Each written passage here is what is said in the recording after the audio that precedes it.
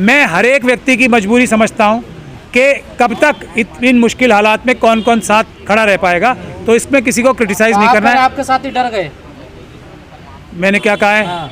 डर का शब्द इस्तेमाल किया मैंने? आप कहना चाह रहे ना हालात ऐसे हैं, हालात ऐसे होते हैं कि दिलीप मंडल साहब एकदम मोदी जी की तारीफ करने लगते हैं। हर ट्वीट उनका दिलीप मंडल जी का। तो आज सहयोगी वकील हैं, वो मोदी जी की तारीफ करने का डर लग रहा है क्या आपको? मैं कब कह रहा हूँ कि डर लगने का, लेकिन क्या होता है ना कि एक आदमी कितना वजन उठाए, वजन उठाने की अलग अलग कैपेसिटी होती है ना। हो सकता है कुछ लोग थक गए हों, थोड़ा सांस लेके जूस वूस पी के एक्सरसाइज करके वापस आ जाएं, लेकिन आएंगे सब। जो भी अम्बेडकरवादी पक्का है वो वापस जरूर आएगा, ये मेरा दावा है। लेकिन तो भानु प्रताप, राजेंद्र पाल गौतम, डीसी कपिल, ये सब जूस पीने गए हैं क्या? नहीं, मैंने इनका नाम नहीं लिया, लेकिन अगर किसी को जूस की आवश्यकता है तो उसको जूस पीने का समय ज़रूर देना चाहिए। किसी के इंजरी हो जाती है, चोट लग जाती है, किसी को धक्का लग जाता है कुछ, तो उसको आप ये भी नहीं चाहते कि बेचारा अपना कुछ दिन जाके इलाज विलाज करा के सो के रेस्ट करके वो एकदम तरोताज़ा होकर दोबारा आए, तो ये ज़रा की ज्यादती है। लेकिन वाले तो कभी थकते नहीं है ना, वो तो संघर्षों के आदी होते हैं। लेकिन जब बाबा साहब थे तो देसी घी मिलता था, आजकल तो डालडा भी नहीं मिल रहा है, तो शारीरिक रूप से कमजोरियाँ भी आती है। लेकिन साथियों के नाम सुन लो जो कभी भी नहीं छोड़ के गए। देवस आयम साहब, प्यारेलाल गर्ग साहब, राजू पुरलेकर साहब, जस्टिस कोलसे पाटिल साहब, ये तो मनुवाद के खिलाफ सबसे मुखर आवाज़ आज इन्होंने तो अपनी, बाकी लोग तो बात ही बात करते हैं ना, इन्होंने तो जज थे, ये रहते रहते जज दिया। कोई ये रिटायर होके नहीं आए हैं आंदोलन में, इन्होंने जज रहते, बॉम्बे हाई कोर्ट जैसे जज, वहाँ पे जो जजेस का मुझे ये भी पता लगा है एक एक महीने में 100 करोड़ कमाते हैं। बॉम्बे हाई कोर्ट में ऐसी ऐसी भी कहानियाँ आती हैं, ऐसी ऐसी कहानियाँ होती हैं। इतना बड़ा अगर पैसे में ही तोला जाए, वैसे तो इज्जत विकार भी जज की बहुत होती है, वो भी छोड़ के खड़े हैं बात, इन्होंने कभी साथ छोड़ा? दिल्ली तो बीजेपी ये कह रही है आपदा मुक्त करनी है दिल्ली। अब सबसे बड़ी आपदा तो ईवीएम है देश के लिए, उसी से मुक्त करने के लिए हम लोग लगे हुए हैं। बीजेपी भी एक टाइम लगी हुई थी। बीजेपी कह रही केजरीवाल आपदा नहीं, वो तो कहते रहे, मैंने आपको अभी बताया ना बाबा साहब ने क्या कहा है, आरएसएस और जनसंघ को छोड़ के मजबूरी के हालात में आप कहीं भी जा सकते हो, तो उन दोनों जगह नहीं जाना। मैं सिर्फ उसमें एआईएम तो जोड़ रहा हूँ और तो कुछ जोड़ भी नहीं रहा हूँ, वो क्योंकि वो आज से नहीं, शुरू से ही एक एआईएम क्यों जोड़ रहे हो? तो क्योंकि केजरीवाल कहते हैं हम संघ में रहे हैं, हमारे घर वाले संघ में थे, उनका तो नाम नहीं ले रहे। देखिए वो कम से कम अब सच तो कभी संघ में नहीं रहे, अभी तो वो सच तो बोल रहे हैं कम से कम। ओवैसी साहब ने तो आज तक नहीं माना मैं आरएसएस का आदमी हूँ। जिस दिन वो मान लेंगे मैं उनकी भी थोड़ी बहुत तारीफ करने लगूंगा। पहले माने तो सही, उनके पिताजी और उनके जो दादाजी थे वो सब आरएसएस के एजेंट थे, जिन्ना और ये लोग मिलके इन्होंने किया क्या था। अब मैं आपको, अब आप पूछ ही रहे हो ओवैसी साहब के बारे में, बता दूं। निज़ाम थे ना एक, टीपू सुल्तान को पीठ में चाकू मार के हराया किसने था? निज़ाम ने। और निज़ाम के समर्थक कौन थे? ओवैसी साहब के पूर्वज।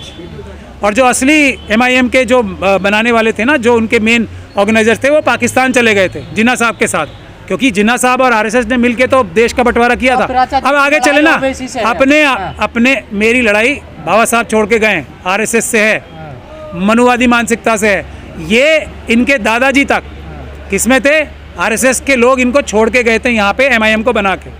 इन्होंने ऑल इंडिया सिर्फ एआई लगाया उसके आगे। मगर ना मैं इनसे रिक्वेस्ट करता हूँ कि एम का जो लास्ट का वर्ड है उसको मजलूमीन कर लो। यानी कि मुझे लगता है ईवीएम का मुद्दा जबरदस्ती जिंदा कर रहे हैं, नहीं मर चुका, कोई किसी को कोई इंटरेस्ट नहीं है। नहीं, जबरदस्ती नहीं, अपनी जान हथेली पे लेके पूरी ताकत लगा के जिंदा करने की चेष्टा कर रहा हूँ मैं और मेरे मुट्ठी भर साथी, क्योंकि यही मुद्दा सबसे महत्वपूर्ण मुद्दा है। आप मोदी जी को कुछ भी बोल लो, आप आरएसएस को कुछ भी बोल लो, वो जीत के आएंगे, क्योंकि आपके और हमारे देश के मालिक जो बाबा साहब ने बनाया था ना जनता को, उसका हक अधिकार छीन के इन्होंने मशीनों में कैद कर लिया है। अब मशीनों से ये जनता को हरा सकते हैं, वो कोई भी अम्बेडकरवादी मुश्किल नहीं, मेहनत से नहीं, जान दे के भी ईवीएम को हटाएंगे, ये बात है। इतनी खामोशी क्यों भाई? मैंने आपको बताया ना, ये हैं जयराम रमेश जी का नाम सुना है आपने, ये वेणुगोपाल साहब का नाम सुना है, मेरे पास और भी नाम है, लेकिन एक नाम तो कम से कम बाहर हुआ अभी, योगेंद्र यादव साहब। वो तो देखने में हमारे अम्बेडकरवादी जैसे लगते थे ना, हम तो जो हमारे जैसे लगते हैं उनको भी नहीं छोड़ रहे ना अगर वो आरएसएस के साथ जाएंगे। दिलीप मंडल साहब का मैं नाम लेता था पहले कभी, लेकिन अब उन्होंने इंतहा कर दी तो बताना पड़ रहा है। वो आज से नहीं, वो शुरू से आरएसएस के थे, क्योंकि वो इंडिया टुडे के एडिटर थे, वो मैनेजिंग एडिटर, और वो आरएसएस का ही मुखपत्र था एक प्रकार से। तो जो तब बने थे वो तब भी आरएसएस के थे, आज भी आरएसएस, सिर्फ उन्होंने पर्दा अपने चेहरे से हटाया है। इसमें कोई, मुझे तो कोई भी हैरानी की बात नहीं है। योगेंद्र यादव जी ने कितने एक ऐसे मौके पे हम सब लोगों को धोखा दिया है जब हमारी लड़ाई इतनी मजबूती के साथ थी। हमारा ही एक साथी छोड़ के हमें ये कह रहा है कि ईवीएम की बात जो है गलत है, कि जनता का जो मूड है ना वो बीजेपी को 5 सीटें देने का भी नहीं है।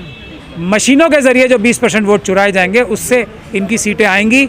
ये इस बात की सबसे बड़ी इंडिकेशन होगी कि अगर 6 सीटें आती हैं तो इसका मतलब मशीनों का प्रयोग। जनता का मूड किधर है फिर? जनता का मूड एक तरफ है कि हमें आरएसएस बीजेपी को वोट नहीं देना है, और ना इनके सहयोगी दल जो है ना, जो नज़र आने वाले और छुपे हुए भी हैं, एआईएम जो है, उनको वोट नहीं देना है। ये जनता तो खुद कह रहे हैं कांग्रेस बीजेपी के साथ चुनाव लड़ रही है चुपके से। देखिए, मैं उनकी अपनी पॉलिटिकल मजबूरी है, कांग्रेस पार्टी वालों की अपनी पॉलिटिकल मजबूरी है। वो कुछ भी बोल सकते हैं अपने राजनीतिक और उनकी एक तरीके से समझने में आने वाली बात भी है, अपनी पार्टी को कैसे कोई भी आदमी क्रिटिसाइज़ कर ले और दूसरी जो पार्टी लड़ रही है उसको कैसे बुरा ना बोले। लेकिन हम लोग तो किसी पार्टी की तरफ नहीं है ना, हम लोग सच्चाई बोल रहे हैं। आप लोग तो कहते हैं आम आदमी पार्टी भी तो आरएसएस की पार्टी है। देखिए, मैं इस वक्त क्या कह रहा हूँ, मैंने पहले भी कभी नहीं कहा कि कौन पार्टी आरएसएस की है कौन नहीं है, एक पार्टी को छोड़ के। अभी मैं क्या कह रहा हूँ, तो आम आदमी पार्टी आरएसएस से नहीं है।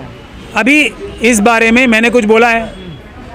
नहीं, आप अम्बेडकरवादी तो यही बोलते हैं। अम्बेडकरवादी भी आजकल एक ऐसे अम्बेडकरवादी भी हैं मंडल साहब, जो पूरी तरीके से वो तो बीजेपी को ही बता रहे हैं कि वही अम्बेडकरवादी पार्टी संविधानवादी पार्टी हो गई। तो ऐसे अम्बेडकरवादियों पे भरोसा मत कीजिए आप, मंडल साहब जैसे। सही अम्बेडकरवादी इस वक्त वही है जो बाबा साहब डॉक्टर भीमराव अम्बेडकर की उस सीख के ऊपर ध्यान दे। और ये उसका सबसे ज़रूरी टाइम है। बाबा साहब ने क्या कहा था, ये सबसे महत्वपूर्ण टाइम है उस बात को याद करने का। आरएसएस और जनसंघ के साथ कभी भी कहीं ना जाएं, बाकी किसी के साथ जा सकते हैं मजबूरी के हालात में। वही बात आज सबसे ज़्यादा उचित है याद करनी। ऐसा नहीं है कि ईवीएम के बारे में और पेपर बैलेट के बारे में बात नहीं हो रही है। एक भी कैंडिडेट आप चले जाइए, कांग्रेस पार्टी का हो या आम आदमी पार्टी का हो, आप जाके बात कर लीजिए, वो सबसे पहले यही बोलेगा ईवीएम का क्या होगा। लेकिन अभी स्लीपर सेल अपनी लीडरशिप पे और अपने वर्कर्स पे भारी हैं, ये बात मैं मान रहा हूँ, क्योंकि आरएसएस का इतना बड़ा पूरा का पूरा निज़ाम और संगठन स्लीपर सेल के को सपोर्ट करता है। दिल्ली चुनाव है, 5 फरवरी को वोट पड़ने, आपका किस तरफ है मत सर? मैं देखिए, मैं बार बार ये ऐलान कर चुका हूँ, मत बाबा साहब के उस जो सीख है उसके ऊपर है।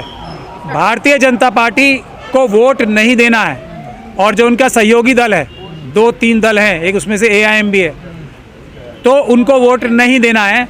बाकी जिस कॉन्स्टिट्यूंसी में जो भी कैंडिडेट अच्छा हो, आपको फ़ायदा पहुंचाता हो, उसको वोट दें और उसके ऊपर लगाम कस के रखें कि आरएसएस और बीजेपी के खिलाफ उसको असेंबली में खड़े रहना। भगत सिंह अगर शहीद नहीं होते तो आज ये आप मुझसे सवाल नहीं पूछ रहे होते। लेकिन भगत सिंह का नाम कोई नहीं भूला आज तक।